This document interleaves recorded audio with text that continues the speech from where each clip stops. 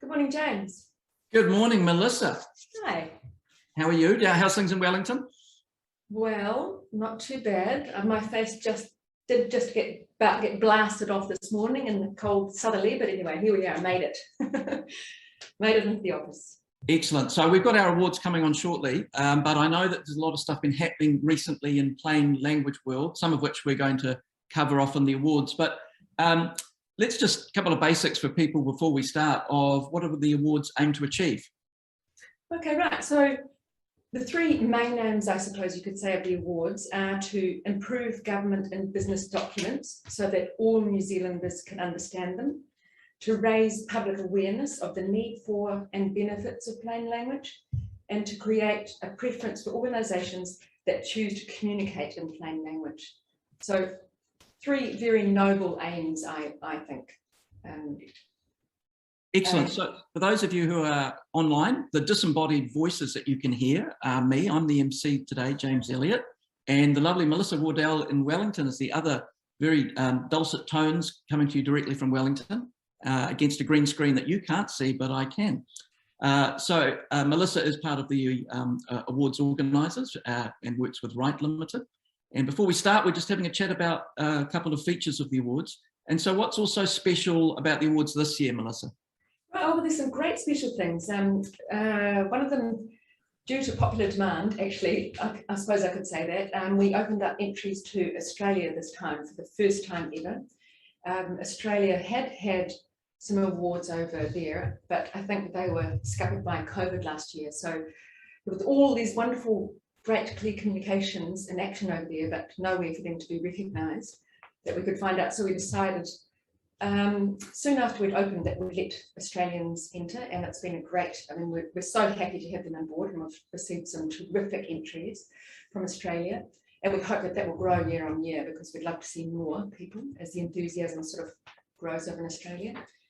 So that's one of the great things about this year.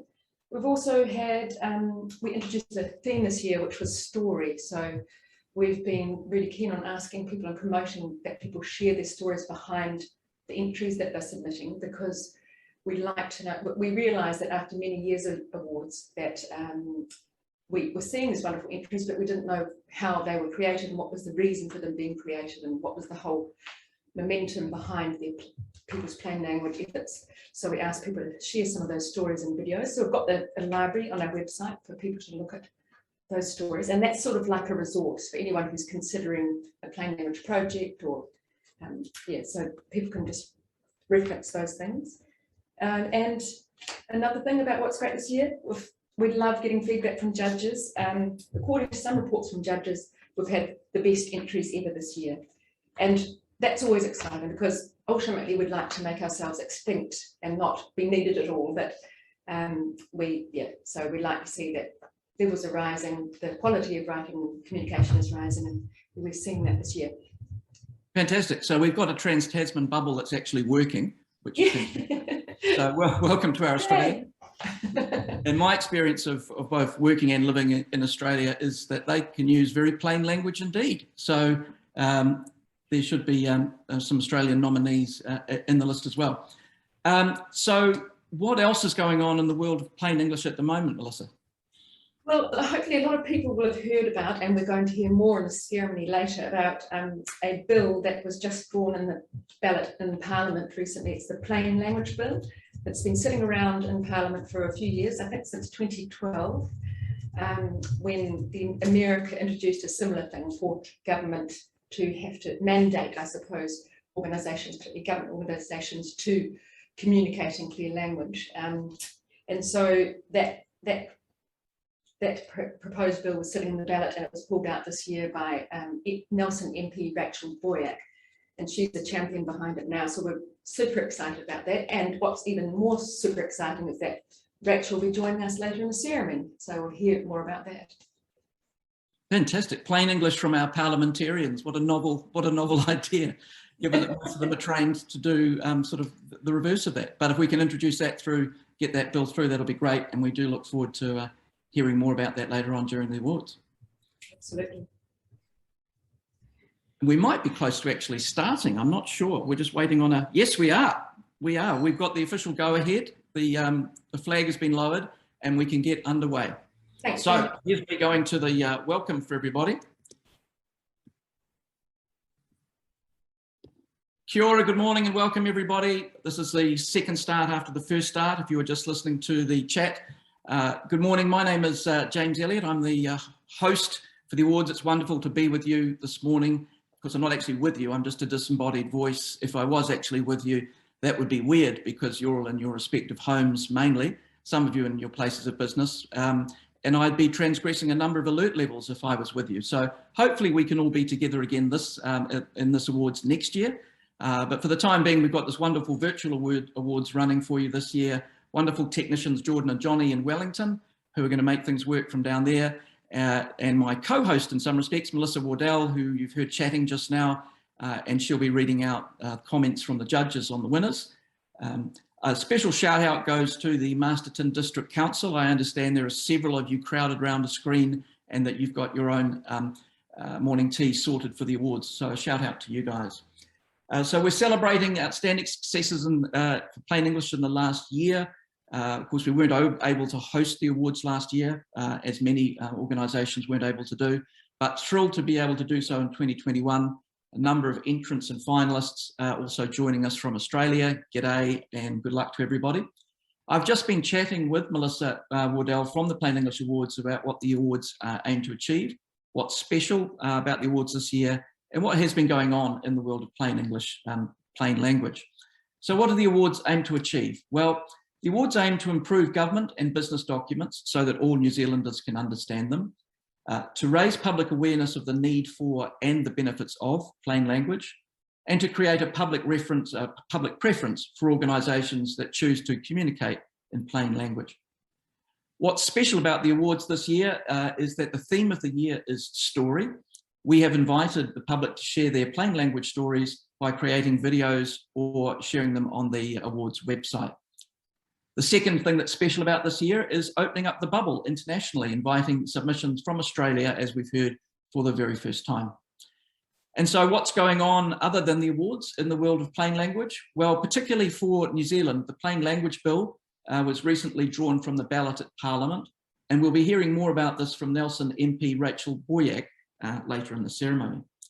Now, if I was hosting the awards in Wellington, traditionally at this time, I'd give you an update on things like Word of the Year and use of language. We don't have the 2021 year of the Word of the Year announced yet, so I'm just going to have to take you back to Word of the Year 2020 if I can. And what was remarkable about that, announced by the Oxford English Dictionary, was that there'd been such a disruptive change in the world of language due to COVID and its impacts that there was no single word of the year. There was instead a list for 2020, and no surprises that the words on that list included lockdown, key worker, furlough, self-isolate, social distance. Megxit was a bit of an outlier for Harry and Meghan leaving the royal family. And another outlier word from last year, which was did very well to make it into the list ahead of some COVID terms, was mukbang, M-U-K-B-A-N-G. And as we know, for those of you watching Squid Game in particular and the K-pop boy bands, things in Korea, social world and meme world are very hot right now. And this made it into the word list last year, mukbang. It's Korean and it's eating food while interacting with an audience online. Mainly done visually. I've got a cinnamon donut here that I might dive into later on, if we can get the video up. So mukbang made it in last year. There was also an influx, you can imagine, of scientific terms of bubbles, face masks, things like mute, remotely, R number were all words from last year. The more aspirational word of the year I can share with you is this year's Hindi word of the year, which is Atmanirabhata, meaning self-reliance. So maybe that's one that we can focus on for 2021. Some of the other notable entries were Awe Walk, A-W-E, Awe Walk, which is taking a walk outside and taking time to notice the beautiful things around you. Something we can all do in lockdown, go for an Awe Walk. Quarantine, spelled T-E-E-N, is a teenager living with you under the stresses of COVID-19, or it could just be an adult who's stuck at the level of maturity of a teenager. That's quarantine. And the other little word that was put in the list, not really a new word, just a change of emphasis, is that thirsty, the word thirsty, now means needing approval or attention. So there's your update from Words of the Year from last year and what we're dealing with under COVID this year. So now I'd like to welcome our guests to the award ceremony, particularly our international judges and supporters. We welcome Lynda Harris, the awards founder and CEO of Wright Limited and Wright Mark, Chloe Wright, our wonderful patron, Wayne Wright, awards trustee, Gregory Fortuin, the chair of the Plain English Awards Trust, and Jonathan Tan, or Johnny, from the awards working group. And as we mentioned earlier, we are going to be welcoming Nelson MP Rachel Boyack, sponsor of the recently drawn Plain Language Bill, later to tell us about that initiative. Just a few housekeeping tips before we get started. And since we're all at home, most of us, these are actual housekeeping tips, not to do with awards. The first housekeeping tip I have for you is that you can remove pet hair from your furniture using just a rubber glove. You just have to stick on a rubber glove, wipe your hand over the surfaces, and if you've got the glove wetted, it'll pick up the hairs very cleanly. The next tip is an unusual one. These all come from extremehometips.com. Using salt to clean your iron. If you just sprinkle some salt on your ironing table and run the iron at a medium heat over it, that should leave you with a sparkling finish, taking off all residue. This next one is perhaps a little more controversial. This is how to refresh your mattress with vodka. The tip is that in a spray bottle, you mix half a shot of vodka with some water and a few drops of essential oil. You drink the other half of the shot of vodka and then spray the mattress and let it air dry. The theory is that the alcohol will help kill the odor producing bacteria lingering in your mattress. And finally, for housekeeping tips, this is I think particularly interesting. This is things that you can clean in your dishwasher. Not just plates, pots, pans, glasses. These are other things that you can actually clean in your dishwasher that you may not have thought of doing so. This list includes nail clippers, tweezers and scissors, hairbrushes and combs, kids' toys, shoes, if you can believe that, a shower head, if you need to remove the shower head and clean that. Baseball caps can be washed in your washing machine, and it's best suggested here that you should place them on the top rack of the dishwasher. Quite unusually, this is potatoes can be washed in the dishwasher. The notes here say that it may not be for everyone, but if you are indeed preparing lots of potatoes, you can save time by popping them in the top rack of the dishwasher and running a short cycle, most importantly, not using any detergent. And finally, for those of you who are motor enthusiasts, you can clean car hubcaps in the dishwasher. No reason not to put them in, they say, and a good soak will save you an hour or two in scrubbing. So those are actual household tips instead of the ones that we would normally make in an in-person awards. If you've got issues with catering this morning, that's entirely on you because you're conducting a self-catering audience participation. So do make sure that personal responsibility is the order of the day. Enjoy the show, get comfortable, and we will start underway. Before we do, I just want to let you know that we're not running a chat function on the Zoom this morning, but you can join in the conversation by using the hashtag Plain English Awards on the social media platform of your choice. Now, big thanks to our judges. We want to acknowledge that we have 33 national and international plain language experts who have donated their time and expertise to judge this year's awards. Collectively, they have put in hundreds of hours reading through entries and selecting our finalists and winners. They judge each entry against the right plain language standard. Many of our judges are attending today to support the finalists and winners, and a huge thank you to you all. Now, you beauties, this is the shout out to our sponsors. We can't go much further without thanking the very generous sponsors who've made not only this year, but this year and previous years' awards possible. Thank you to our platinum sponsors. They are Wright Mark, which has given the support of its brand to these awards and to the trust behind the awards. The awards represent a public and community expression of clear communication, completely in line with the aims of Wright Mark. Next is our founding sponsor and proud B Corp, Wright Limited. Wright sponsors the Plain English Champion category, along with the administration and publicity for the awards. The next of our platinum sponsors is the Wright Family Foundation. They sponsor the Best Sentence Transformation Award, as well as the rather expensive online entry and judging platform, which is called Submittable. Thank you especially to Wayne and Chloe Wright. Chloe is our valued patron, and Wayne is one of our long-standing trustees, and we thank them both for their continued support. The final of our platinum sponsors is Graphic Solutions. Graphic Solutions sponsor the best website category.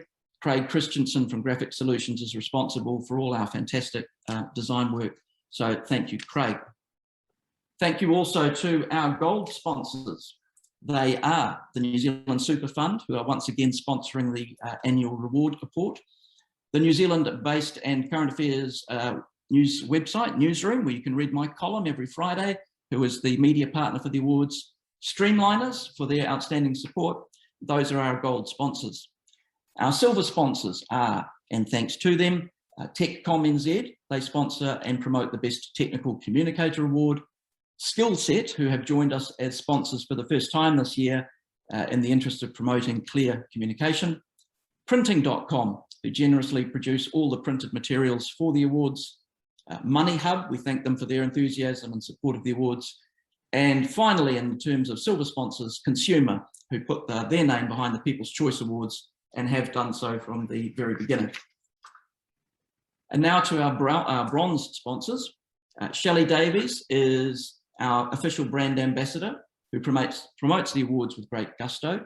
You may have seen her on TV in the lead up to the awards, and she'll be on TVNZ's breakfast show at 8:15 tomorrow morning to talk about the winners. So tune into that tomorrow morning, TVNZ's breakfast show. Next of our bronze sponsors is volunteer organisation Community Comms Collective, and they've done an amazing job of promoting the awards through their networks. The next bronze sponsor is Editor Software from the UK, and they sponsor the Style Writer software that the winners will receive today. Next is Informed Investor magazine, and they've done a wonderful job to help promote the awards. Kendon's sponsor the awards by providing financial services.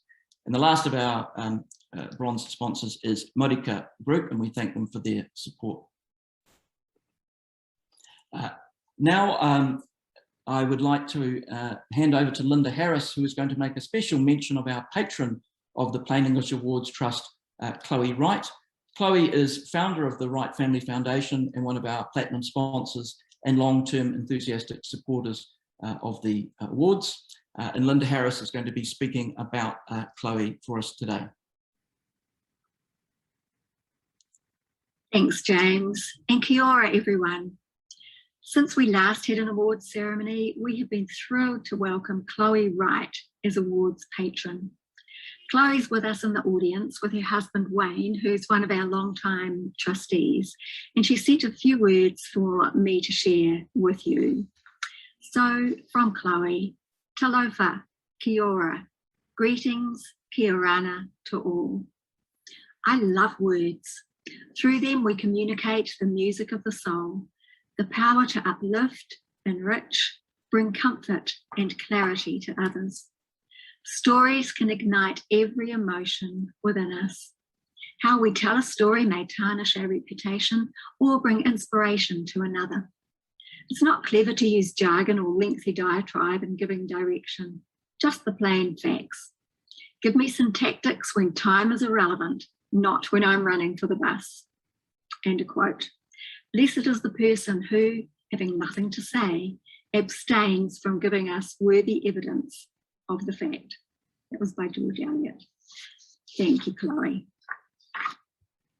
Thank you, Lynda, and thank you very much, Chloe.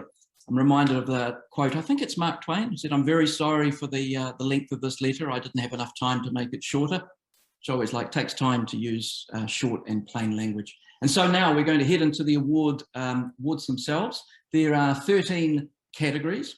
And what I want to do is just run through a bit of housekeeping here for the finalists. So to the finalists who are online, when you hear your category announced, and you'll know which category that is, please be ready. If your name is called as the winner, Johnny will find you in the list of attendees for the Zoom call and will give you access to speak. And so you will need to accept the prompt that pops up on your screen inviting you to be a panelist.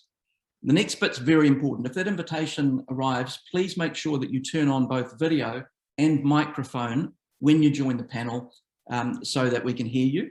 And while those technical elements are being sorted out, Melissa will be reading comments from the judges about the entry. And when Melissa has finished reading those wonderful comments for you, you'll be invited to say a few words. So let's carry on. We have awards of distinction for finalists. Today's finalists will receive a beautifully clear award of distinction, as you can see on the screen. And then there are trophies for the winners. They receive a beautiful bronze and steel trophy handcrafted by Campbell Maud. And you'll see a lineup of these on the screen for you now. And so, without any further ado, we head off to the very first of our awards. And this is Best Plain English Sentence Transformation. We always start the awards with this particular category, and it's for good reason. It's the humble sentence, just the humble sentence, and the search to find a really good one. This category celebrates the fact that writing shorter sentences can make a big difference. Join up lots of clear sentences, and then you've got a much clearer communication. This category is sponsored by the Wright Family Foundation. Now, this year, we only had one finalist. And so the finalist, and by default, the winner in this category is, this is where you wait for a big drum roll and excitement at your end. And I can announce for you that the winner is the Auckland Council Sentence from Online Form Change of Dog Ownership. Now, whilst we are finding representatives from the Auckland Council to come and speak, I'm going to invite Melissa to read some comments from the judges. Okay, from our three wonderful judges here, we've had Marilyn Spencer. I really like this sentence rewrite. Though small, the change is significant. It's written with the reader in mind and provides only what they need to know in a clear, easy way. All verbose obstruction has been completely eliminated, which creates an engaging tone. I imagine this sort of editing for an entire document would reap big rewards to all audiences. Well done. From Soraya Casey. The original statement shows how authorities sometimes, without meaning to, create a sense of us and them. The new version's writer saw potential to relate to readers as their equals. The rewritten sentences are short and use many everyday words. They apply several plain English principles. And from Gail Marshall, the rewrite still does the job and more. It uses understandable language, and while the message still carries a firm obligation and warning, it's not intimidating or confusing in the way the original sentence was. Fantastic. Thank you, Melissa. Now, before we have our representative from the council, I'm going to show for you the before and after of those sentences. So this was the first sentence. This is before.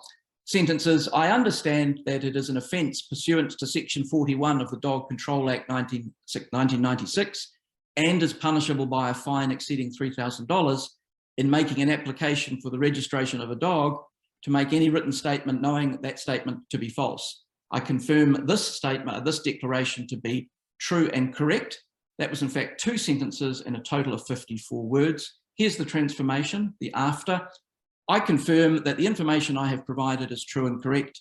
I understand that I could be fined up to $3,000 if I deliberately provide incorrect information.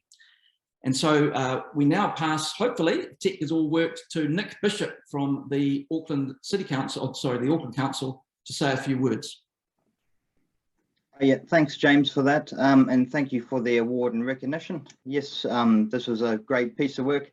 Earlier this year, we spent a lot of time working on our dog forms, and a lot of it has a lot of legal jargon, like the one you see there in the before statement. My role there was as content advisor to reword that. I had to read the legal statement about 50 times to really understand what they're trying to say, and then turn it into something that was plain English, like you see on the screen there.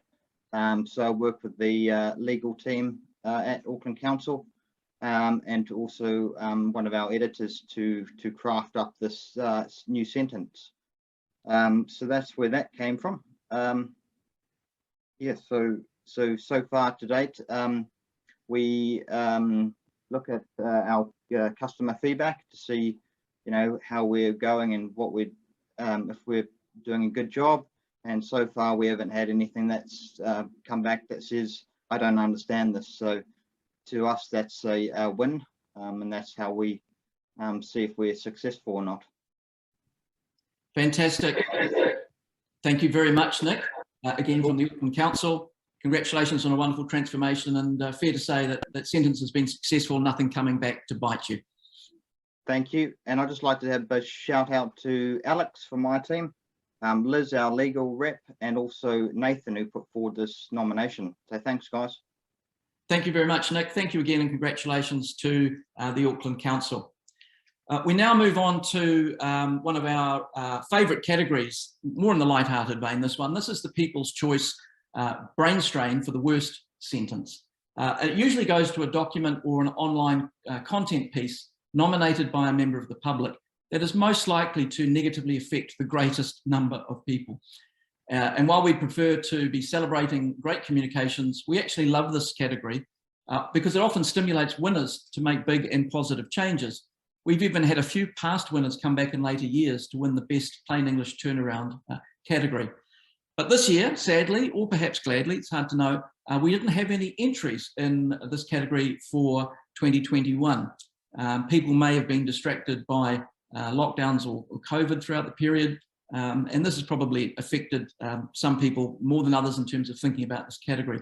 So this year we're going to do something a little differently, and we've asked people to send in a gnarly sentence or two that they've had a close encounter with this year, and we've received some real doozies in this category. You can submit your own if you like using the Q&A tab in the Zoom whilst we're still running through the awards, and we'll have a look at those. But in the meantime, Johnny is going to read us an example of one of the doozies that we have received. Kia ora, James. Thank you so much. And thank you so much for everyone who has submitted some sentences in ahead of today's ceremony. Probably one of my favourite categories, again, just because it highlights the need for plain language. And I guess for all us words nerds, it's a pretty amazing thing. So I have one beautiful sentence to start us off that I'd like to share. Bear with me.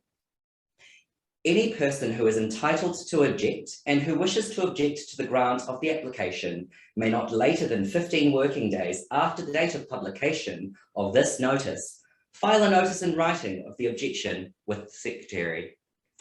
That was 44 words. I think an amazing stellar sentence that you could have summed up a little bit easier, maybe say something like, write to the Secretary within 15 days if you disagree with this application. A little bit easier. So yeah, thanks for spotlight on a few sentences. Pass it back to you, James, but we'd love to see any sentences that you're aware of, chuck them into the Q&A and we'll read them out. Great, thank you, Johnny. I've got to say, every time I hear a convoluted sentence that has a legal background to it, I get an involuntary shiver of guilt about some of the sentences I've probably written in my legal career. Any of you who have been the recipients of any such sentences, I give you my sincere and unconditional apology. But moving on with our categories, we now move to the next category, which is Best Plain English Website Private Sector. This category celebrates clear, concise and compelling websites produced by private sector organisations. This year, unfortunately, we didn't have any finalists in the category. We blame COVID for this too. We're going to blame COVID for a lot of things. We'd like to acknowledge the website thefoodcruncher.com for entering, and we do note that the judges commended the site for its purpose, tone and general language. We hope to see the Food Cruncher enter in the future again, and we would very much like to see some more entries in this category next year. The next category is Plain English Website Public Sector, and this category celebrates clear, concise and compelling websites produced by public sector organisations. So we have finalists this year in the category. They are Citizens Advice Bureau of New Zealand, COVID-19 Group, Department of the Prime Minister and Cabinet, and the Ministry of Social Development. Quite an important category, and some quite important communications being sent out by those three finalists during the year. And I can tell you, with the disembodied drum roll that I encourage you to hear, that the winner is this year the Ministry of Social Development. So whilst Johnny is trying to find you amongst the attendees, I'm going to pass you over to Melissa in Wellington to say, tell us what the judges' comments were here. Over to you, Melissa. So in this category we have the first judge, Kylie McGrath, Your website's tone is friendly, engaging, consistent, and helpful. Words are clear, simple, and engaging. Web pages are visually appealing, and the text on it is in a easy to read font. From Ginny Reddish, the site seems very usable because the structure is easy to understand. The sections are clearly separated with headings and white space, and the content for each section is short and the language is simple. The writing on the site is excellent. So each subtopic has its own space with a clear heading, very short paragraphs, and clear writing. And from Marion Laneberg, I believe this website targets its audience very well and addresses them in language they can relate to. The information is relevant and current, offered in bite-sized bits, and short blurbs are very clear, easy to understand, and focused on the reader. Great, thank you very much, Mel. And we've got another Mel actually here to accept on behalf of the Ministry of Social Development. Mel Harrington is going to say a few words. Hope you're there with us, Mel. Yes, I am. Kia ora koutou. Thank you very much. I think this one is testament to the value really of collaborating with our users, our taiohi or young people, who have helped us co-design the website as well as the content together. So credit also to our young people across the country whom our youth coaches and our youth workers work very closely with every day. I'd also like to give a big shout out on behalf of MSD Service Delivery and thank the James, thank the judges in the panel for your consideration, and it's such a great honour. We're really stoked to take this out, so thank you very much. Congratulations again, and thank you, Mel. That's the winner in that category for Ministry of Social Development for Best Plain English Website, Public Sector. Congratulations and thanks again. Moving on to the next category for us, and that is the Best Plain English Document, Private Sector. This category looks for the best example from the private sector of a document written in plain language that meets the needs of its intended audience. And that's judged here, as you can see, by Ralph Brown, Rob Waller, and Dana Scopel. And the finalists here in this category are Litmus and Alzheimer's New Zealand. This is our story, a qualitative research report on living with dementia. Ryman Healthcare, My Ryman Life e-learning tool, and the Summer KiwiSaver scheme, transferring Australian superannuation to the Summer KiwiSaver scheme. And the winner of this category is, with the virtual drum roll, Ryman Healthcare for My Ryman Life e-learning tool. Congratulations, Ryman Healthcare. And whilst we're finding a representative to say a few words on behalf of the winner, Melissa will be reading some comments from the judges. Over to you, Melissa. So from Barbara Kingsley, this is the kind of reader-friendly tool that can make a big difference in people's lives. It felt that all of the content was accurate and relevant, and it appeared to all fit together in a clear and seamless way. It would answer the questions I would have as a caregiver. It also provided some interesting question paths that helped me check my knowledge and learn in an interactive way. The tone was professional and engaging. It gave the sense of wanting to build confidence in the reader so that they can learn new ways to deal with a difficult life situation. I learned from the document, and I had a father with dementia.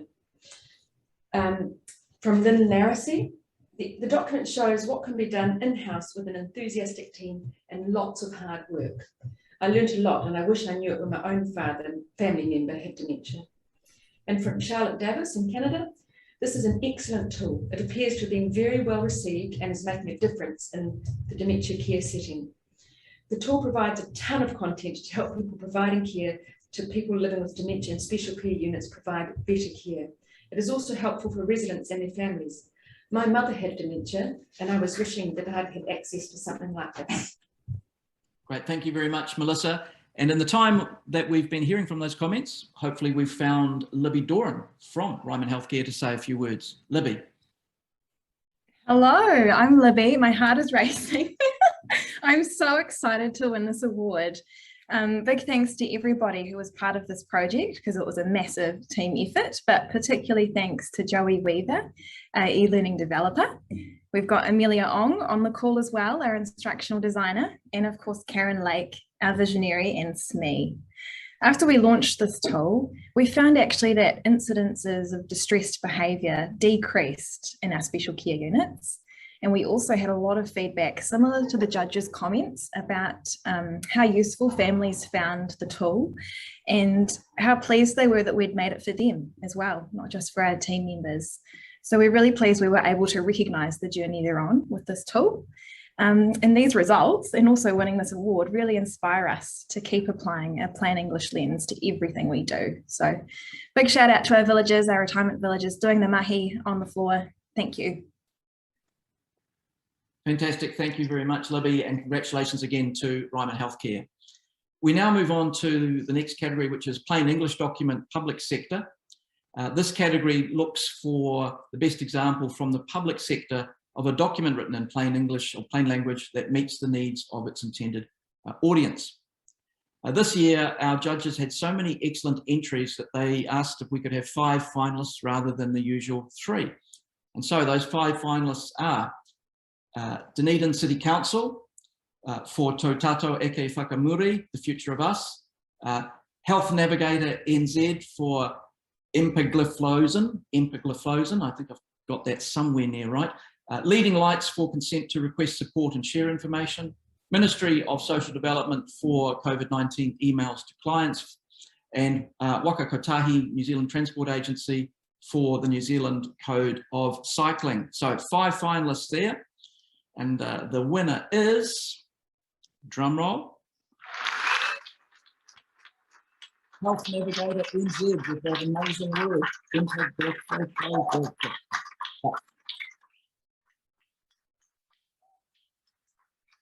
And to say a few words on the judges' comments, I'm going to pass you back to Melissa. Right. I know the lead judge of the category, Ralph Brown, summarised from comments from all judges. So here's his summaries. Here are his summaries. The headings are all clear. Anyone scanning the document could absorb key messages such as tell your healthcare team straight away if you change your diet. The headings also tell us that there are a few common side effects, but serious side effects are rare. The tone is authoritative enough to be credible, but informal enough to be engaging and create natural sentences. The writers found the early drafts sounded scary and they needed to explain some sensitive issues. The final document provides a balance of risk and benefits. It also includes the sensitive issues in straightforward language. Great, thank you very much, Melissa. And hopefully we have with us to say a few words on behalf of Health Navigator, Sandra Ponan. Hi, hello everyone. Thank you to the awards for giving Health Navigator the opportunity to enter and for choosing us as winners. On behalf of the fabulous Health Navigator team, I'd like to say a big thank you and to very gladly accept this award, especially given that there are so many other entries in this category. As we've found recently, the information around health and medicines is full of mystery for so many of our whānau in Aotearoa, New Zealand, and Health Navigator hopes to demystify health information, especially around medicines, what they're used for, the side effects, drug interactions, and what people can do if they have concerns. And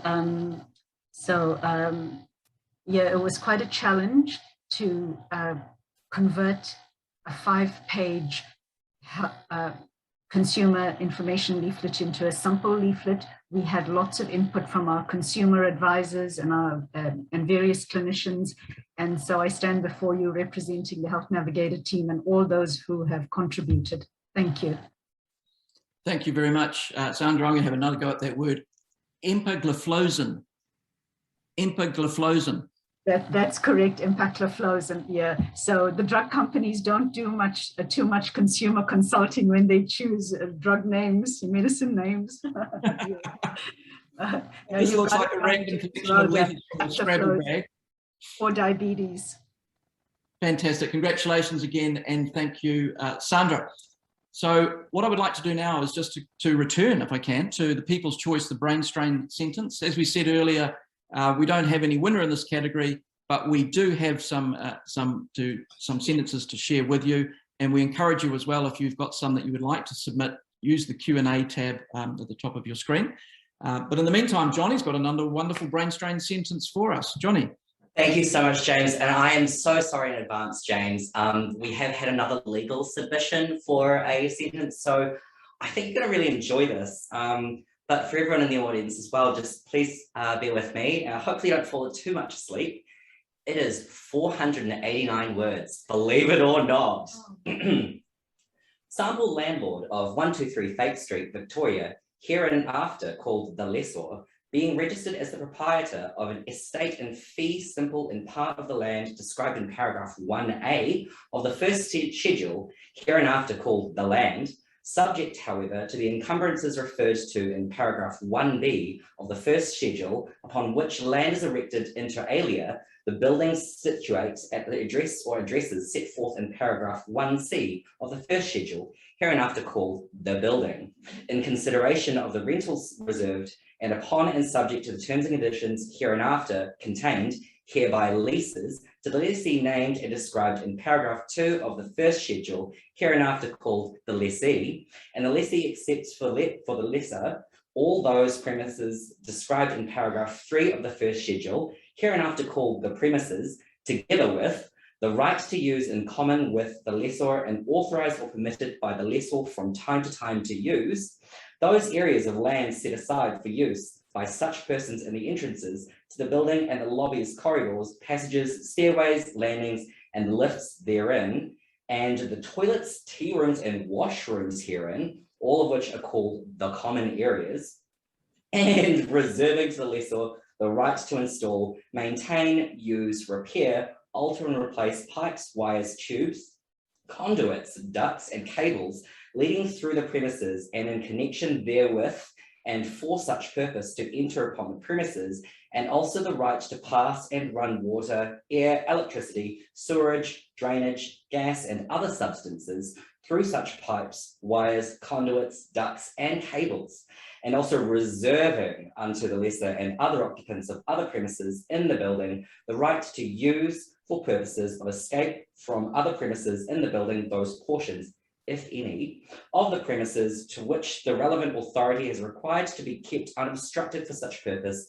to be held by the lessee as lessee for the term commencing and ending on the respective dates set out in paragraph 4 of the first schedule, hereinafter called the term, at the annual rent subject as hereinafter provided, set out in paragraph 6 of the first schedule, and at the same rate for any part of the year, payable by equal monthly instalments in advance in the amount set out in paragraph 7 of the first schedule, with each instalment being payable on the first day of each and every month during the term for such and every month during the term, provided that the first payment shall be made on the first day of the term and shall be in respect of the periods ending on the last day of the month in which the term commences, and subject to the following covenants and provisions, namely.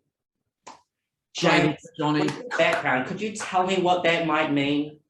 I could tell you, it'd be $300 an hour to tell you. Well, the person who actually submitted this in the Q&A, thank you for making me breathe, I don't know how many times, and hopefully I said everything, ended up rewriting it, believe it or not, to the landlord agrees to leases the premises to the tenant on the terms and conditions set out in this lease. Fantastic. I could see Johnny's will to live just evaporating from his body as he was being made to read that sentence. And I apologise on behalf of the entire legal profession. I counted something like 10 or 11, keep them down a bit. 10 or 11 here and afters. There was several herebys, some miscellaneous herons. The only thing that was missing was a whence, W-H-E-N-C. That would have been wonderful to add to that. So thanks, Johnny. Again, if you've got some wonderful brain strain sentences that you've come across recently, please use the Q&A tab to share them with us. In the meantime, back to the award category finalists and winners. The next category is the Best Plain English Technical Communication. This award goes to the technical communicator who demonstrates the best use of plain language in technical documents. And this is a category that is sponsored by TechCom NZ. This year we had 2 shortlisted entries in the category, with one being highly commended and the other judged a very deserving winner. And so the two finalists in this category, Best Plain English Technical Communicators category, are James Powers from Oculus Architectural Engineering and the communications team from ThinkStep ANZ. And the winner is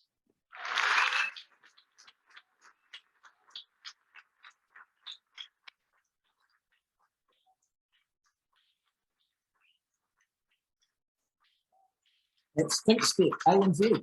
And whilst we're finding a representative from ThinkStep ANZ, Melissa is going to be reading some comments from the judges. Over to you, Melissa.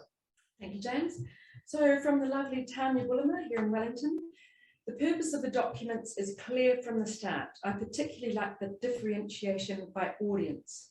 The short and nutshell documents are still packed with information, and it's clear from the outset that it's a summary of a far more fulsome report. I found the content incredibly compelling. The language, structure, and visual devices beautifully enhance this detailed and informative content. And from our lovely Kathleen Dobson in Waikato, the combination of plain writing and relevant graphics makes these documents a joy to read. I think both clients should be impressed with these reports and will likely respect the communicator. And from our lovely judge Lynda in Israel, these documents are very impactful and interesting. Well done, ANZ. Thank you, Melissa. And now, hopefully, we have Barbara Niebel to say a few words on behalf of our winner. Well, kia ora, James. I'm super excited. This is a huge honor for us. And I have to say, it's a total team effort and really speaks to the collaboration in our team. So we've got our experts doing the very technical work, our team of writers translating it into plain English, and our graphic designer to make it beautiful and easy to understand. And we really see all those three elements of our work as equally important, because we can provide all the technical information and data that we like, but if we really want to drive change and sustainability and carbon, we need to make sure that everyone gets it and is on board with the change from CEO down. We do know that we still have a long way to go, and this award does encourage us to do even more. So a really big thank you to the team at Write and the Plain English Awards team, to all the judges and sponsors for hosting those awards.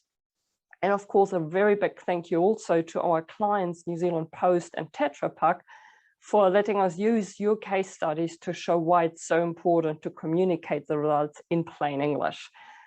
It's been a wonderful team effort, and thank you to the wonderful team and all my colleagues here at ThinkStep ANZ. We are really super excited about this award. It means a lot. Fantastic. Thank you so much, Barbara, and congratulations again for winning in that category. The next category that we're going on to is Best Plain English Annual Report. And this is this is a category that recognises excellence in communication with stakeholders. In this category, judges were looking for a report that all stakeholders, including those who were not financially literate, would find easy to read and use to make informed decisions. And this category is sponsored by the New Zealand Super Fund. The finalists this year are the Domain Name Commission for 2020-2021 Annual Report, the Ministry for Primary Industries for their Annual Report 2019-20, and the National Trauma Network for their Annual Report 2019-20. And the winner for this category is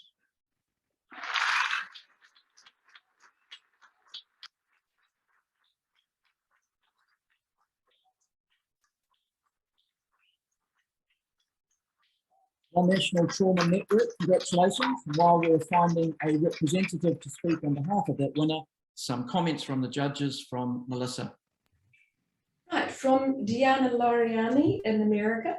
I like that you use a lot of visuals to tell your story. I think the visuals do a lot to help bring the readers into your story.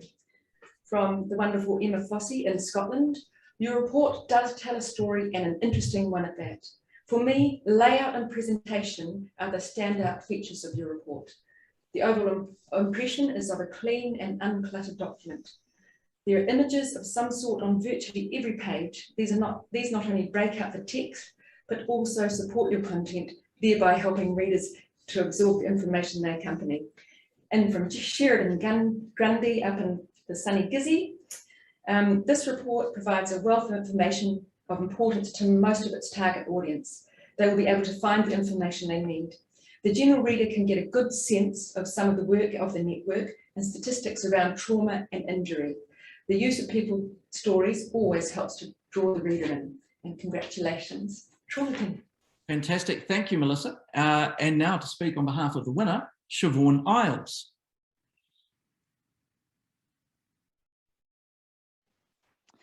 Tēnā koutou, tēnā koutou, tēnā koutou katoa. Thank you very much. It is a real honour to receive this award. We work very hard to communicate quite complex clinical and science and data in a meaningful way. And our annual reports have proven to be really effective in improving the outcomes for people who are seriously injured in New Zealand. The production of the annual report is quite significant, as you can tell, and this particular report covered a range of events, including the events at Whakaari, White Island, and some of our case studies, as well as some of our simulation exercises that we are running in emergency departments. It is very pleasing that the mortality rates have reduced for people who have been seriously injured in New Zealand, and there is much more consistency of care across the country. And our annual report is one of the key mechanisms that we use to really support those improvements. So on behalf of everyone who has contributed to this award, thank you very much. And thank you to the judges for awarding us this prize. Thank you. Thank you very much, Siobhan, and congratulations again, the National Trauma Network, for winning in the category Best Plain English Annual Report. The category that we're moving on to next is one that is close to my heart, Best Plain English Legal Document. The judges looking for documents that are legal, but not full of legalese. My recommendation for achieving plain language in legal drafting is simply this: take away word processing support for lawyers. Lawyers are trained to use dictaphone taping and then pass that on to some poor person who has to type it up. Make the lawyers draft and type their own documents from the outset, because most of them have either 2 or 4-finger typing skills. And I guarantee that that will result in very, very plain language indeed. So just take away the word processing support is the way to achieve plain English or plain language in legal documents. But nonetheless, this year, whether or not they've used this strategy, I'm not sure. The finalists in the category for Best Plain English Legal Document are Acuro Health Insurance for the Acuro Health Insurance Smart Care Plus policy document, Behavioural Science Aotearoa Ministry of Justice for Protection Order Information Packs, and Southern Cross Travel Insurance Domestic Travel Insurance Policy document. And the winner is, in this category,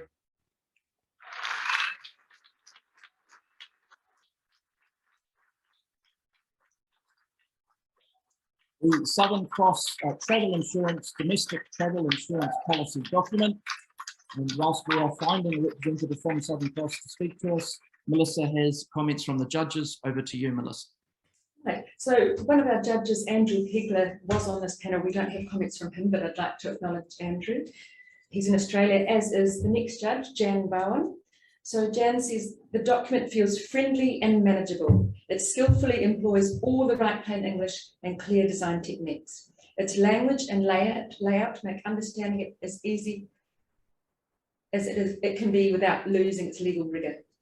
And from New Zealand, Nelson-based Jacqueline Stevenson, mainly great layout and presentation here. Plenty of white space with tables, diagrams, and worked examples used to help convey information. Good consistency in heading size and use of colour. The document has a good tone. It's friendly but professional, and that's not always an easy balance to strike. Well done. Great, thank you very much, Melissa. And we hopefully, in the meantime, have located Nick Bassett from Southern Cross to say a few words. Hi everyone, and thanks for that. Wow, what an honour. There was a visible "oh my god" when we were announced. Look, first of all, a big congratulations to everybody, the finalists and winners, and thanks to everyone for helping these awards to go ahead. I think it's pretty safe to say that the last 2 years have been the toughest in our 40 years of operations. But during the pandemic, one of the things that came through loud and clear from our customers was that they wanted information, they needed information, and they needed transparency. And we'd already started discussing our plain English journey before COVID, but obviously 2020 saw those plans accelerate. I can tell you that it's not easy to tackle travel insurance legal documents, let alone against the backdrop of a pandemic that was impacting every single part of our business. But we're lucky to be part of an organisation that really does pride itself on how it responds to its customers. And we have a really pragmatic team, including our legal team, who are all striving to achieve the same positive outcomes. And that includes the people at Rights and also Gusto, who are our Wellington-based creative agency. So it is a journey for us. We launched our domestic policy document in August last year, and then we launched our domestic Australia policy in December, both with plain English policy documents. And more recently, we've rewritten and published our international policy documents in plain English, because we are very optimistic about those borders opening. But a big thank you for this award. It's fantastic recognition for a lot of hard work during a really busy few years for us. We're absolutely thrilled. Fantastic. Thank you so much, Nick, and congratulations again to Southern Cross. Before we move into the next section of the awards, just a reminder, on whichever social media platform you're using, your own congratulations for winning and congratulating others, or simply commenting on the awards, please use the hashtag #PlainEngAwards, #PlainEngAwards. You can see it there on the screen now. And now it's my pleasure to welcome a guest speaker for the awards. This is Nelson MP Rachel Boyack. As we said earlier, Rachel's private members bill, the Plain Language Bill, was recently drawn in the parliamentary ballot. So it's very fitting that Rachel joins us today to be our guest speaker. And with the potential for the Plain Language Bill to become law, New Zealand could join countries around the world that have a legislative basis for plain language in the government agencies and public communications documents. Thank you for joining us and welcome, Rachel. Tēnā koutou katoa, ngā mihi nui kia koutou. It is an honour to join you today and to have the opportunity to speak to you about my private members bill, the Plain Language Bill. My thanks to the team who have worked so hard to put on these awards today during a pandemic. It's no easy feat. Congratulations to all of the nominees, finalists and award winners celebrated today. Thank you for your commitment to plain language and your willingness to put yourselves forward for judging. While it is always risky singling out one organisation for praise, as the MP for Nelson, I am pleased to see Cawthron on the list of finalists today. I'm proud to be a trustee of Cawthron, and I acknowledge their commitment to good science communication. The last 2 years are a stark reminder of why good science communication is so important. It is somewhat nerve-wracking to be speaking to a group of communications experts about a plain language bill. Since my bill was drawn from the parliamentary biscuit tin, I have been very mindful that all of my communications must be crystal clear. I would like to acknowledge my colleague, Chris Hipkins, who was the original drafter of the Plain Language Bill almost 10 years ago. As a new MP, I was asked to take on this bill, and there is a reason that I was delighted to do so. 15 years ago, I was a fresh young graduate starting my professional career in a small public sector agency in Wellington called the Leadership Development Centre. I was given a role in communications despite having no formal training in this type of work. My boss, who was a pedant, sent me on a number of plain English courses with the Right Group. The training from the Right Group set me up in my professional career, and it has helped me to ensure that the documents and statements I produce are clear and easily understood. The first thing I did after having my bill drawn was to ask my assistant to ring the Right Group and set up a meeting. I am keen to work with the sector and all of you, the plain language champions across Aotearoa, as my bill progresses. The purpose of my bill is to require public sector agencies to write their documents and their website content using plain language. Agencies will have a plain language champion who will be responsible for training staff and reporting to the Public Service Commission about plain language use in their agency. Members of the public will be able to raise concerns about documents with the plain language champions. Plain language is a democratic right. My goal is for more people to have good communication from government agencies so that we can all participate fully in our democracy. I would love your help turning this bill into law. As the bill progresses through Parliament, I am keen to hear from the sector about how we can make the law work better. This is also an opportunity for us to speak out about the benefits of plain language in the public and private sector, so let's use it. Thank you again for inviting me to speak to you today. Congratulations to the award winners. Tēnā koutou, tēnā koutou, tēnā tātou katoa. Thank you very much, Rachel. And if you want to support the bill, please be in touch with Rachel. And a reminder, just use the hashtag Plain English Awards to keep part of the conversation going on that. And we will follow with interest to see how that goes. The Plain Language Bill, drawn from the ballot very recently. Thank you again, Rachel. So yes, reminder on these awards, or Plain English generally, just use the hashtag Plain Eng Awards that you can see on the screen now. And now we're coming back to the non-category category that we had at the start, brain strain sentence. We don't have a winner, but we do have some wonderful entries coming in live in real time during the awards. Johnny's going to share another one with us. Over to you, Johnny. Thank you so much, James. And again, thank you so much, Rachel, for joining us.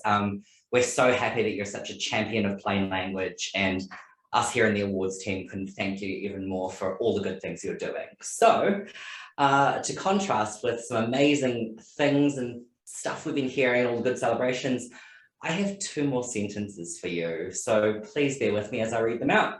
The first one is a beautiful 60 words long. The link between poverty on the one hand, and on the other hand, social unease, resentment, crime, unrest, and eventual upheaval is obvious enough, but it is not the mere fact of deprivation, by itself rather a damper and igniter of action, but the sense of exclusion and injustice that grows from it, which drives people to antisocial action. Yeah, that was the sentence, and it's quite interesting. I'm not too sure what the main message was, but we got there. And I've got a second submission as well. I will blank out the name of the organisation just to be a bit nice to them this time, because we did say we'd try and keep these anonymous. To be fit for this future, company must continue to accelerate the pace of its evolution by investing in and activating new strategies and strategic priorities that will bring about changes to our key functions and develop strengths in core business excellence capabilities to enable and support people to work in new and different ways. 55 beautiful words right there. And funnily enough, that person did have a rewrite, which I'll read out just to cleanse the palate a little bit. Company must evolve. We must identify our key functions and strategically invest in them, carry out our core functions to a high level of excellence, and build our staff's capability to do the company's work. I think that's a bit nicer to listen to and read. So yeah, thank you so much everyone for submitting your sentences. Keep going forth and, oh, is that plain? Keep doing it. Keep submitting your sentences. We love reading them. It's very fun. Back to you, James. Thank you very much, Johnny. That's how to get a brain freeze, ice cream brain freeze sensation without using an ice cream, is just read some of those sentences. So moving on with the awards and the further categories we have. This category is People's Choice, or one of the People's Choice Awards, Best Plain English Communication. And it shows the world that plain English is the right way to write. This is a chance for members of the public to give someone a pat on the back for an amazing piece of writing.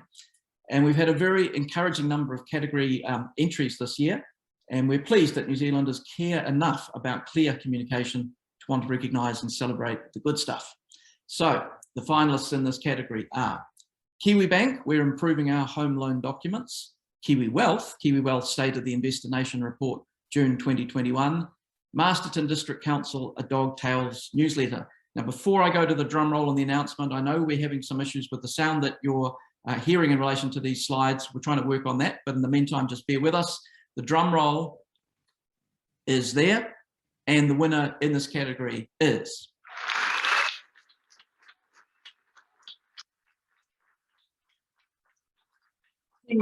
we're improving our home loan documents. Whilst we find the spokesperson from Kiwi Bank to say a few words, Melissa has the judge's comments for us. Melissa. Thanks, James. So from our long-term judge, Simon Hertman, naked hours up in Auckland, the banking industry has regularly featured in the best communication category over the past few years, and this letter and sample letter from Kiwibank is another great example of how much clearer the industry can communicate compared to the old norm. The letter was has the clearest purpose of all this year's entries, and that clarity shines throughout the content. The tone of both letters is pitch perfect, friendly and engaging. I applaud the innovation of sending customers a sample letter to introduce the changes to loan documents. Familiarity is a great change tool, and the sample letter gives customers an opportunity to know what to look for. It communicates to customers that loan information is important and that customers understanding the loan information matters to the bank. Both letters featured clear headings and familiar and precise language. Really great work. And from Ben Whitaker at Consumer here in Wellington, taking a complex subject matter, such as home loans, and making it accessible is not easy. Kiwibank have done an excellent job in communicating this, and on a single A4 sheet. Bravo. And from the wonderful Jacqueline Taylor in Hawke's Bay, many Kiwis want to own a home. Getting a home loan can be daunting for many. The terminology is technical and there's a lot to understand. It's terrifying being faced with so much debt. Understanding your home loan is essential so you can completely manage it. Kiwibank have done an outstanding job in simplifying the home loan documents further. This will bring a lot of ease to many home loan borrowers. Fantastic. Thank you, Melissa. And now here to say a few words on behalf of the winner, it's Cara Tate from Kiwibank. Thanks, James. I think it's Chris here, who works in the home loans team. Tēnā koutou katoa. I'm pleased to accept this award on behalf of Kiwibank, and it's really great to hear the verbatim feedback as well. You know, our purpose as a Kiwibank is to make Kiwi better off, and our goal is to have simple and easy to use products and services that make it easy for our customers to bank with us. So when we looked at our existing documents and what we could change, you know, our home loan documents, you know, they came front of mind as absolutely about using plain English, and just to enable a regular person to understand what their home loan is, how it operates, and where they can get support. So, you know, we challenge the status quo of all the complex legal terms and legalese, just with a focus on making it easy to understand what it's about, what it relates to, and especially a really important banking product for somebody such as the home loan. So a big thanks go out to the whole team. There was a lot of contributors, a lot of mahi over the last 12 months that went into it. Ben Bracey, Claire Giro, Mandy, Kate Fairbrother, and Debbie Bruce from Russell McVeigh, and a whole bunch of other people involved in the project to launch a document set. So really, really pleased to be able to accept the award on behalf of the bank and the team. Thanks, James. Fantastic. Thank you, Chris, and congratulations again to Kiwibank, winner in that category.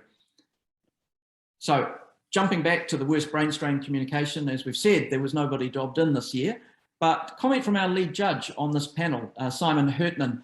He said he'd like to think this is a good sign that there weren't any entries, a sign that people are putting more thought into their communications and that the plain language message is getting through. It's a wonderful sentiment, not necessarily applying to all the sentences that we found, but a great sentiment nonetheless. And Johnny's got another one, I believe, for us to close out this category. Thank you so much, James. Yes, I have one final beautiful sentence I'm sure you'll appreciate. I actually think it's one of my favourite that's come through. Here we go.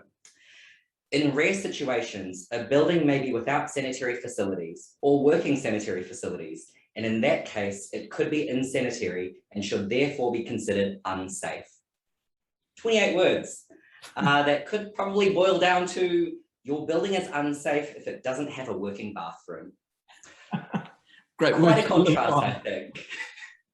Thank you very much, Johnny. That closes out the brain strain, but don't forget to keep entering them, and hopefully we can have some for next year, or just send them through on the Q&A tab, or use the hashtag Plain Eng Awards as you've got some more to share with the virtual group that we are today. So moving on to the next category, it is Best Plain English Turnaround. And this award recognises the revamping of a piece of unclear communication into something that is clear and user-friendly. And this year's finalists are Akuro Health Insurance for the Akuro Health Insurance Smart Care Plus policy document, and Waka Kotahi New Zealand Transport Agency for the New Zealand Code for Cycling. And the winner is, with the drum roll,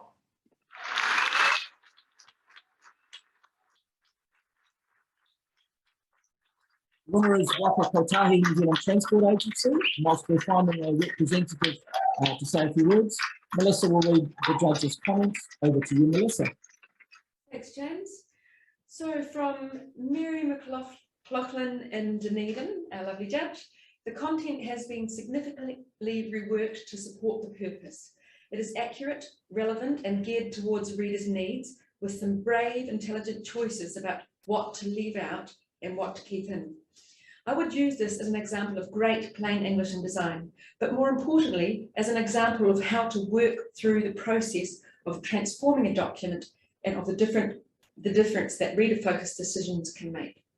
From Susan Kleiman in America, this is an excellent example of transformation of a mediocre document into an excellent communication. But more importantly, it's an excellent example of process. This iterative process did not start with writing, but rather with research and analysis to chart a vision. Then it incorporated design, consumer input, professional writers and designers, and subject matter experts to rethink and modify the booklet as it was developed. Not all projects can have the time and resources expended here, but any project can follow this basic process on a smaller scale. And finally, from Melissa Kargianakis in Canada, this transformation is beyond beautiful. Words escape me. One of my favourite things was how at the very beginning of the before sample, there was just a list of the laws. Congratulations. Fantastic. Thank you very much, Melissa. And here to say a few words on behalf of the winner is Elizabeth Claridge. Kia ora tātou. Thank you. We're super pleased to win this award. Thank you all. We're really pleased that this, those really kind words, those are really kind words. So thank you. And we're really pleased because it shows that we did achieve our goal. And it came down to lots and lots and lots of customer testing and taking on board lots of feedback. I want to just mainly thank everyone. Thank you to Sam Stanley, who led us throughout the process, designed our process and led the customer testing. Thanks to James from Wright for the rewrite. Thanks to Simon Kennett and Mark Edwards for guiding us through the cycling design, the TCDs, the road user rules, all of those technical pieces. And thank you lastly for Duncan for his total visual realignment, and Leslie for the edit. And thank you lastly to the organisers, and thank you for your really kind comments. Thanks. Fantastic. Thank you very much, Elizabeth, and congratulations again to Waka Kotahi for winning that award. Before we press on, it's appropriate, I think, that we acknowledge again the support of our wonderful sponsors that bring you the awards, not only this year, but previous years, and hopefully again in future years. There they are there on screen. And thanks again to them. Moving on to the next category, which is Plain English Champion Best Individual or Team. This recognises people who have put a great deal of effort into applying plain language to a major project or even their entire organisation. Both of our Plain English Champion categories are sponsored by our founding sponsor, Wright Limited. And the categories, the finalists in this category are Gretchen Rush from the Cawthron Institute, Lauren Kalindeman from Legalite, and the ThinkStep ANZ team. And I'm pleased to be able to tell you that the winner is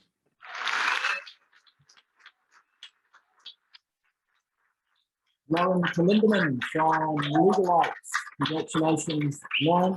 And whilst Johnny is finding Lauren in the Zoom attendees, Melissa will say a few words from the judges' comments. Melissa. Right, one of our judges in the Netherlands, Paula van Gemmen, is unable to, we didn't get her comments in here, but I'd like to acknowledge her. But we do have comments from Steph Prince in Palmerston North. Lauren and Legalite are very deserving winners of this award. Well done and congratulations. Lauren shows her strength and dedication in fighting the good fight. She has clearly influenced, encouraged and supported others in the company to use and prioritise plain English. What's even more impressive is that she did this in a legal setting, which can be quite challenging and often met with resistance. We know it takes a huge amount of skill and effort to do what Lauren does. including writing a plain English policy, running training sessions and webinars, reviewing templates and spreading the plain English word through social campaigns. Lauren's commitment to plain English shines bright in the amount of work she's done and the quality advice she's created.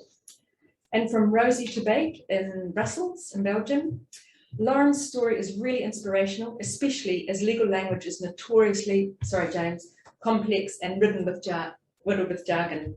She has taken such concrete steps to put clear language into practice in the legal world, which should be recognised.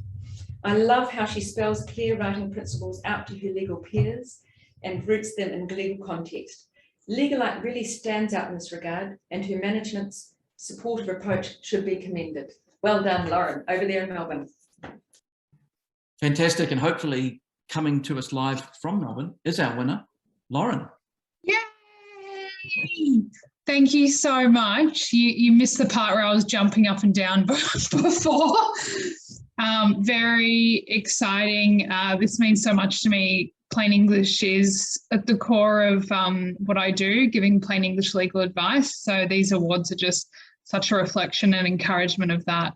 And yeah, thank you so much to all the judges for their work, and for our team and marketing manager Kiki, who's also watching, for putting together the submission with me. So thank you. And we want to encourage as many lawyers as possible to write in plain English. Fantastic. Thank you so much, Lauren, and congratulations. Hope things are well in Melbourne. Now, ladies and gentlemen, at this juncture, I would like to introduce the awards founder and platinum sponsor, Lynda Harris, Chief Executive of Right Limited. Lynda is one of those people with a cause who devotes her working life to making the world a better place.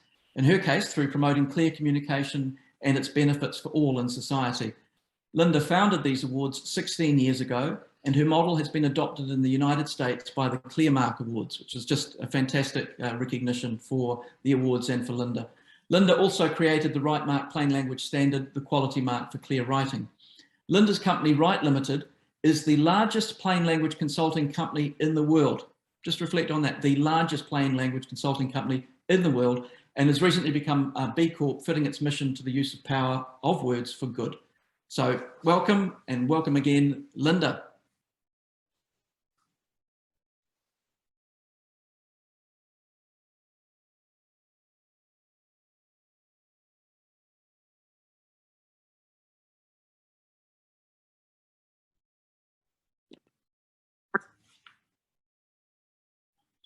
Thanks, James. So here we are in the middle of the champion category with all this suspense. For that reason, I've been told to be very brief. It's no secret that the champion category is my favourite, not only because it honours wonderful people and projects, but because the concept of being a champion is absolutely fundamental to the whole concept of the awards. Even though as a country we're doing so much better with plain language now, we still need to push for it. And the people who do the pushing, inspiring and advocating, they are the champions. When you're persuading a manager or a senior leader that clarity and connection is worth the time and effort, you're being a champion. When you're writing a business case for a plain language makeover, you're being a champion. If you're at this ceremony, you are a champion. So to all you champions, thank you. Years ago, in 2007, we made a little animated video about a superhero who had a P on his cape. That was P for plain. Our plain superhero swooped around workplaces, converting people into little superheroes. Lots of plain language champions, in other words. It was a bit corny, to be fair, but I often think that as plain language advocates and champions, we are all wearing a metaphorical superhero outfit. I actually asked Google the defining qualities of a superhero, and it helpfully told me that they were super strength, flight, telepathy, telekinesis, super speed, super intelligence, and super gadgets. Well, you can take from that what you will, but the best bit that rings true is that they typically use their powers to help the world become a better place. You are already using your superpowers to do just that. But maybe you never thought of it that way. Whether you're a bold visionary, a passionate campaigner, or a quiet doer, you have qualities that the world needs more of. You have stories to tell about people who need clarity and connection. And you have the skills to inspire others to be champions like you. So please take stock of your superpowers, don that cape, gather others around you, and continue to champion the cause for human-centered writing. Write's slogan is using the power of words for good. Together,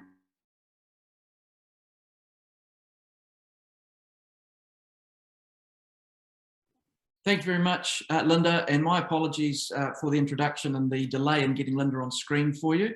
It was entirely up to me. I was just doing that Rolling Stones thing of making you wait so that the moment was really cool when it arrived. So thanks very much, Lynda.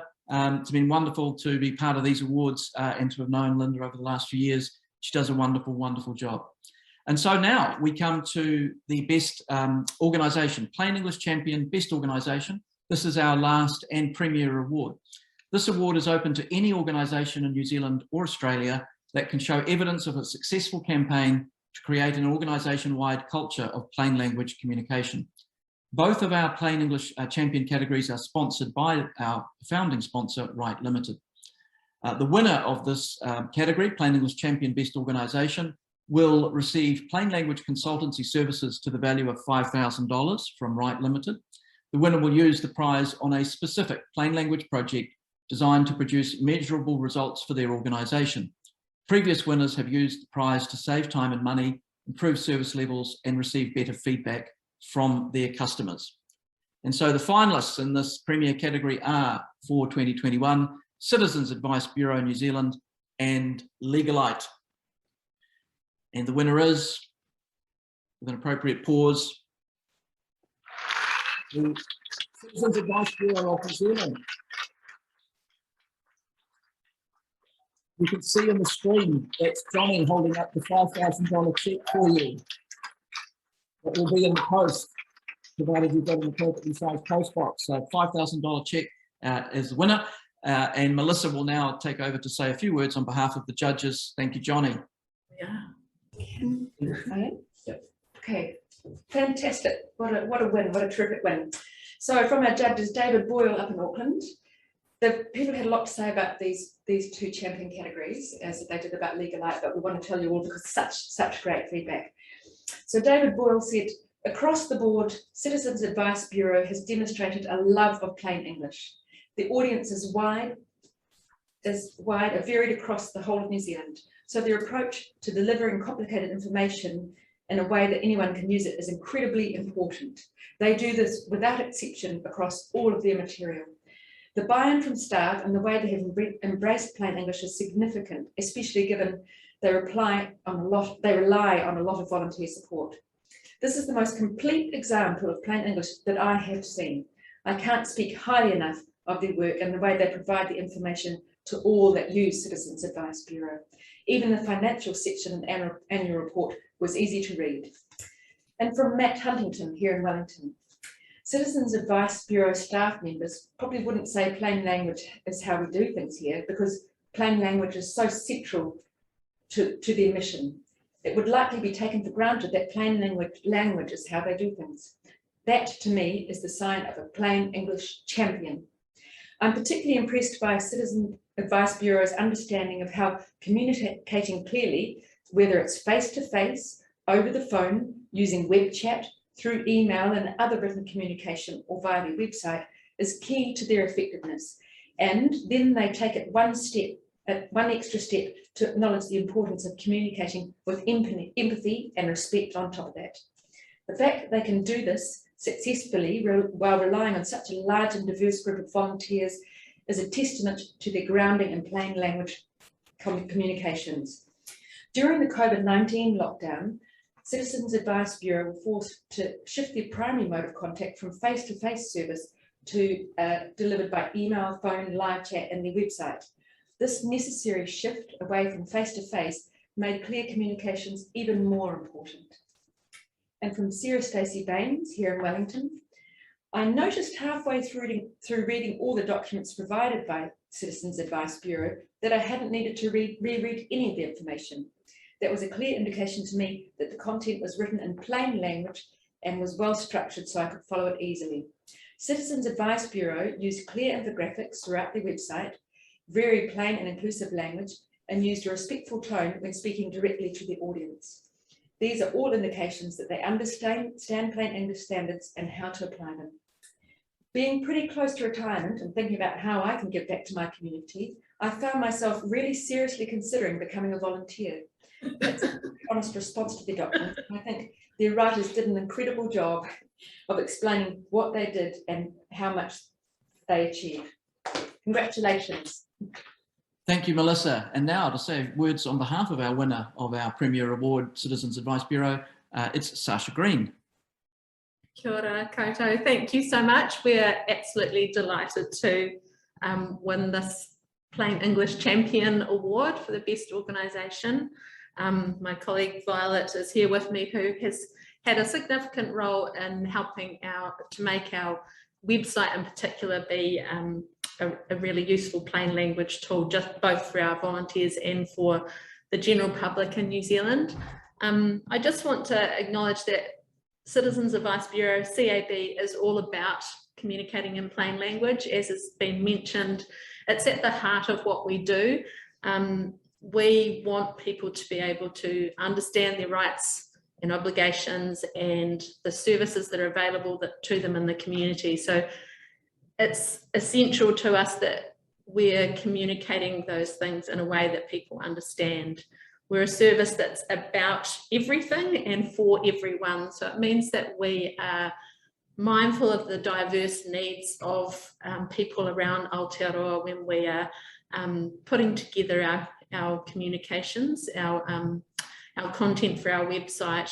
And as was mentioned, we're a small team at the CAB National Office, but our work supports an amazing team of about 2,500 volunteers around the Motu who are committed to that same cause of making sure people can get the information they need and get it in a way that they understand.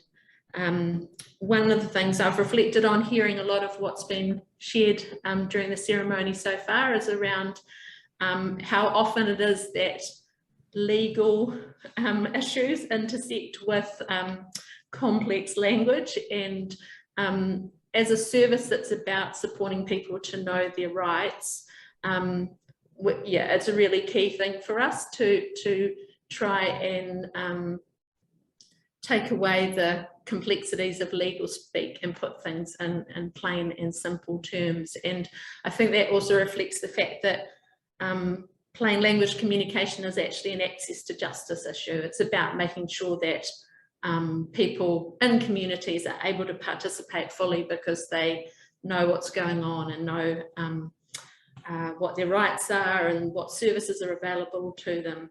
So yeah, thank you so much. We're really stoked to win this award. It feels like a really special acknowledgement of our organisation at large, and we're really looking forward to being able to share the outcome with our amazing team of volunteers around the country and our small team of staff. So ngā mihi nui kia koutou, thank you so much. Fantastic. Thank you very much, Sasha. And congratulations again, Citizens Advice Bureau, winner of Plain English Champion Best Organisation 2021. Fantastic job. Thank you, team. We're just about at the end of the awards ceremony, folks. Just a reminder, if you want to congratulate other winners or indeed just congratulate yourselves, there's the hashtag Plain Eng Awards on your preferred social media platform. And now I would like to introduce he's like the closer in a baseball game. He's been in the bullpen warming up for the last little while, and he's going to charge out of there and close off the show for us, as he does every year. Our wonderful chair, Gregory Fortuin, chair of the Plain English Trust. Gregory, a business leader with business and political experience in South Africa, where he was born, Australia and New Zealand. In 1998, the then South African President Nelson Mandela appointed Gregory to be Honorary Consul to New Zealand, and he has since made Aotearoa New Zealand his home. He is a former Race Relations Commissioner and continues to advise and work with government and business. He's always impeccably turned out, and I'm looking forward to seeing what kind of coloured shirt he's got on for us this morning. Please welcome Gregory Fortuin.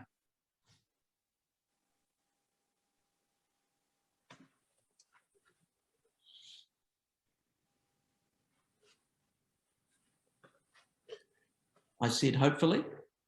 Can you hear me? We can now, Gregory, you're away. Tēnā koutou katoa, warm greetings, or in New Zealand sign I wave, and in US sign I salute. Thank you to our wonderful MC, the disembodied voice of James, who washes potatoes and hubcaps in his dishwasher. The joys of lockdown in Auckland.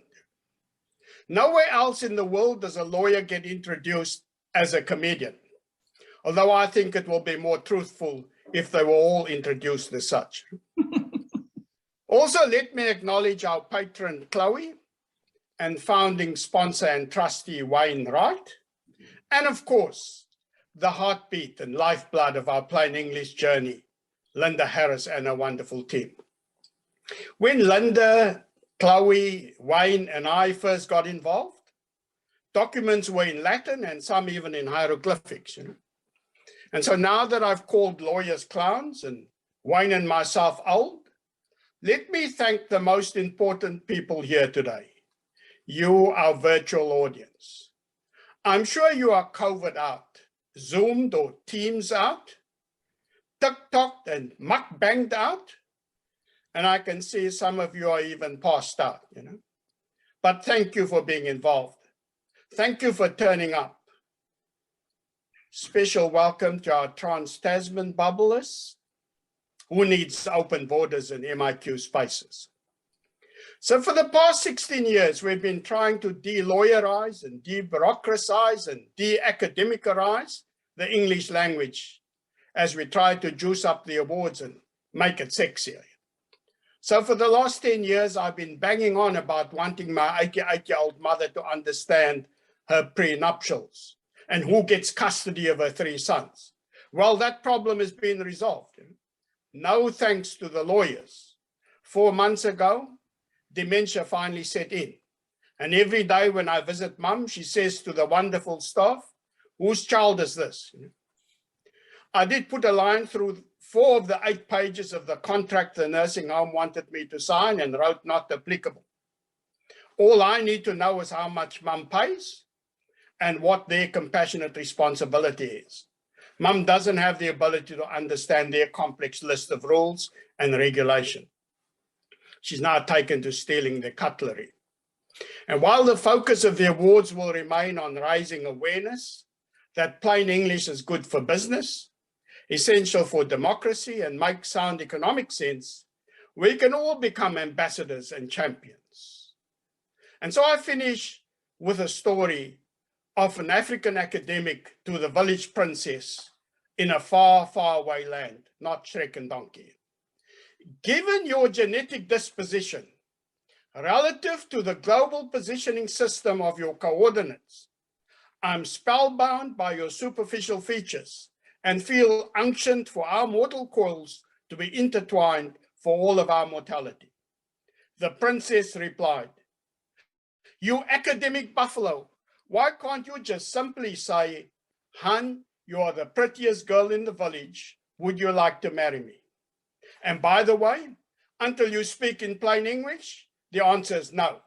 So here's to all the plain English advocates and champions. Here's to Chris Hipkins and Rachel Boyack's bill. Here's to all of us every day ensuring at the grassroots level that we are clear and we are plain. Ka kite, goodbye, and as I wave in sign language." Thank you so much, Gregory. And I did tell you, didn't I, that he was going to be the most wonderful closer for the awards ceremony, as he is every year. Wonderful to hear from you, Gregory, and hopefully we'll get to do it all in person next year. I'm sure we will. I feel very confident that we will. But in the meantime, that concludes our presentation for 2021. I want to thank everyone for joining us today. Big thanks and round of applause to finalists and winners and all participants. Remember to look out tomorrow for Shelley Davies on The Breakfast Show on TV1 at about 8:15 tomorrow morning to talk about the awards. Thanks again to the wonderful sponsors of the awards in past years, this year, and hopefully going forward as well. Thank you very much to everyone for attending today. I hope you're safe and well where you are in New Zealand or in Australia in the Trans-Tasman bubble. Do stay safe, and I very much look forward to seeing you again in 2022. Goodbye.